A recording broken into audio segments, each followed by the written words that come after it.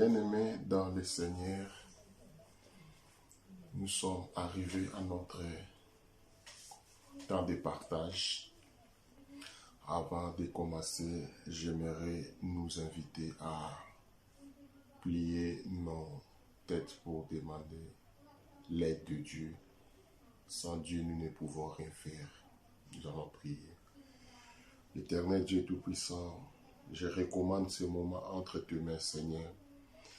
Nous voulons que ce moment de partage soit un moment favorable.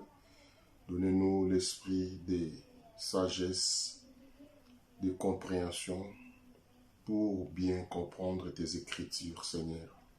Ensemble avec mes bien-aimés qui me suivent maintenant, Seigneur, que ton Esprit Saint nous accompagne, que le Saint-Esprit soit avec nous.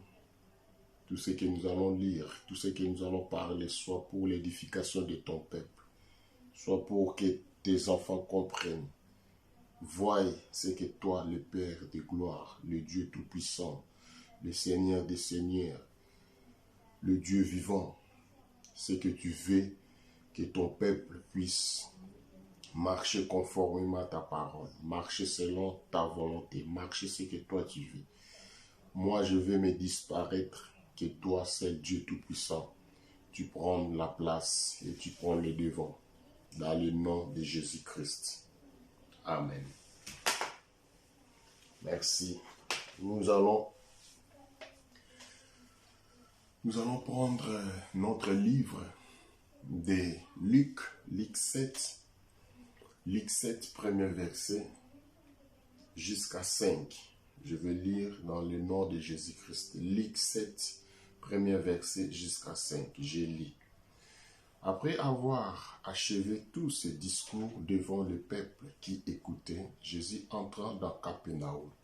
Un sentinelle avait un serviteur auquel il était très attaché et qui se trouvait malade, sur le point de mourir. Serviteur, ils arriveront auprès de Jésus et lui adressant d'instantanées supplications, disant « Il mérite que tu lui fasses cela, car il aimait notre nation et c'est lui qui a bâti notre synagogue. » Jésus était allé envers eux, me fait guère éloigné de la maison, quand le sentinelle envoyant des amis pour lui dire « Seigneur, ne prends pas tant de peine, car je suis pas digne que tu entres sous mon toit. C'est ainsi pour cela que je ne me suis pas cru digne d'aller en personne vers toi, mais dis un mot et mon serviteur sera guéri. Car moi qui suis soumis à des supérieurs, j'ai des soldats sous mes ordres. Et je dis à l'un va et il va, et l'autre vient et il vient. Et à mon serviteur fais cela et il fait. Lorsque Jésus entendit ces paroles, il admira les sentinelles et se tournant vers la foule qui les suivait, et il dit, je vous l'ai dit, même en Israël, je n'ai pas trouvé une aussi grande foi. De retour à la maison, les gens envoyés par les sentinelles trouveront guéris les serviteurs qui avaient été malades. Bien-aimés dans le Seigneur, ce passage nous concerne. Enfants de Dieu, chrétiens aujourd'hui, croyants, peu importe l'appellation, peu importe ce que tu veux. Nous venons d'écouter dans ce livre de Luc 7, 1 jusqu'à 10, si vous voulez, ou jusqu'à 5. Cette histoire nous montre quelqu'un, officier romain, qui était étranger, quelque part, vit son état. La Bible nous dit, le monsieur a aimé la nation. Le monsieur n'a pas fait genre d'être indifférent. Le monsieur a fait preuve de l'attachement, a fait preuve d'amour, a fait preuve d'aimer cette nation. Un jour, ses serviteurs, chose grave, il n'a même pas envoyé les gens aller dire à Jésus pour que Jésus vienne guérir son fils ou membre de sa famille. Non. Il a envoyé les gens pour aller dire Jésus vient guérir mon serviteur. Ce gars, cet homme, ce monsieur a préféré faire du bien, a préféré montrer l'amour du prochain, n'a pas cherché sa propre intérêt, il a plus cherché à aider les autres. Elle a aimé. La Bible dit, il aimait cette nation. Qui dit les nations? Qui dit à la générale?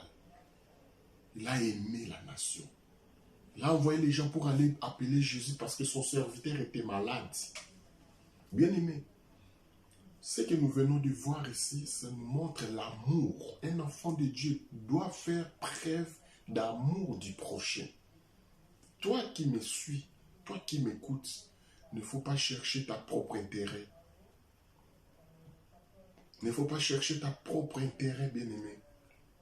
Cherchez plus à faire du bien aux autres. Une bonne prière, je peux te dire, une bonne prière, c'est celui qui prie pour les autres. Car si tu pries pour les autres, Dieu s'occupera de toi.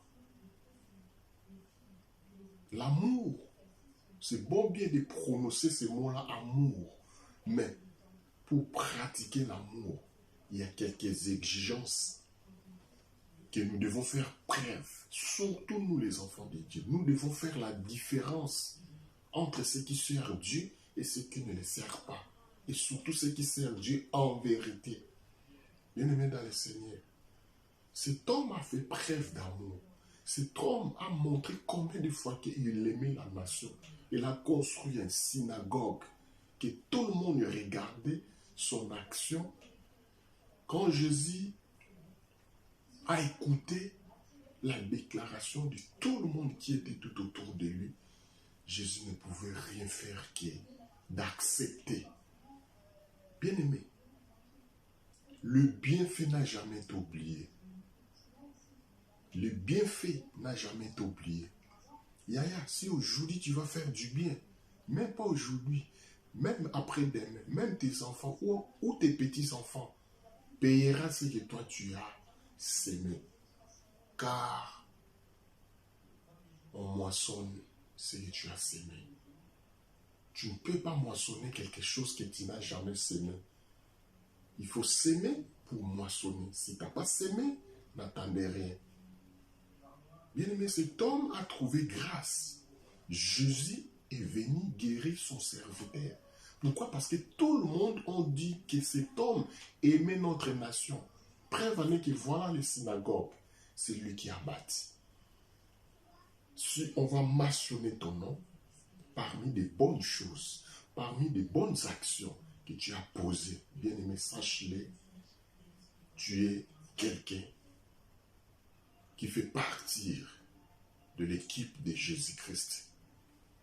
Parce que la Bible nous dit, car Dieu a tant aimé le monde, il a donné son Fils unique, afin que quiconque croit, bien-aimé, aimer,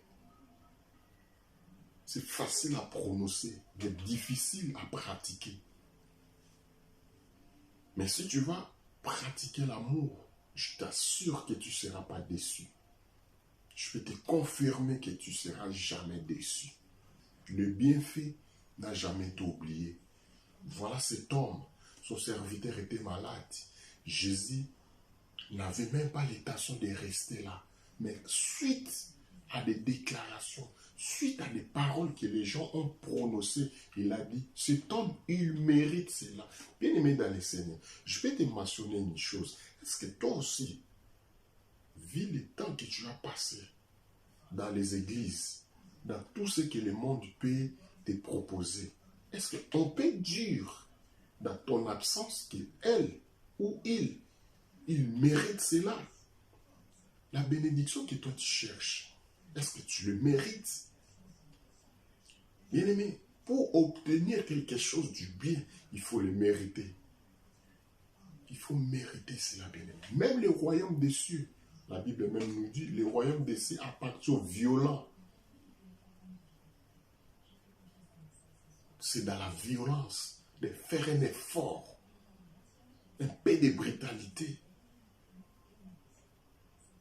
Parce que l'esprit que nous avons, ce n'est pas l'esprit de timidité. Bien-aimé dans le Seigneur, maintenant je voulais te dire quelque chose. Peut-être que ça peut te choquer. Si tu attends que Dieu agisse dans ta vie, on devait voir quand même quelque chose que toi aussi tu as fait. Car Dieu ne descendra pas pour prendre ton argent. Car Dieu ne descendra pas. Mais ceux qui sont tout autour de toi, que tu vas faire cette action de bonté, montrer l'amour du prochain. Parce qu'il va te demander, j'étais en prison, tu ne m'as jamais visité. J'étais malade, tu ne m'as jamais donné à manger. J'étais nu, tu ne m'as jamais donné habit.